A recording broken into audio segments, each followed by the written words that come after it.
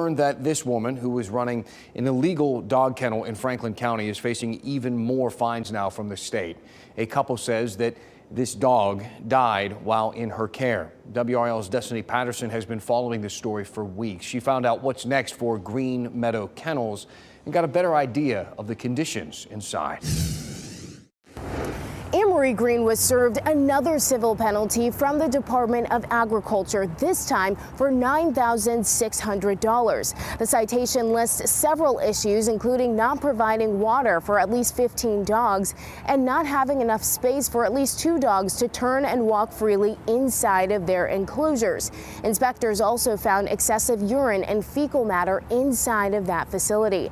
The most striking finding is that the department says that the kennel accepted 2 more dogs for boarding even after Green's initial arrest and had reservations for 3 more just days after that. At what point do you guys shut them down? We don't have the authority to just shut a place down. Dr. Patricia Norris with the Animal Welfare Section says they have limited options.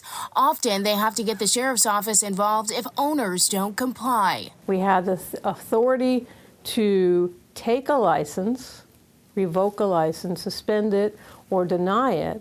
But if there is no license, the most we can do is a civil penalty. Green was initially penalized by the state in November for operating unlicensed. Just after the new year, the department was notified that this dog Goober died in her care. She's since been accused of torturing and killing the 2-year-old Rottweiler. Volunteers say Green would take in animals from Atlanta area shelters through Arcadia Animal Rescue, an organization based in South Carolina. One of the things that I was immediately curious about was how this woman or dog kennel in North Carolina had access to dogs in Georgia that were coming through South Carolina. It just seemed, it didn't seem like it made sense.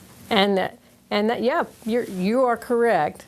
That should give you an insight into how complicated this issue is. Because she had so many dogs for the rescue, Green was also cited for operating as an unregistered animal shelter. People have 60 days to appeal a civil penalty. Dr. Norris says that the department typically tries to work with people to get them into compliance, but at this point she says that her office has not received any appeals from Green for either one of those civil penalties. Destiny Patterson, WRL News. You can file a complaint or search for boarding licenses on the Department of Agriculture's website. Green is scheduled to appear in court tomorrow morning.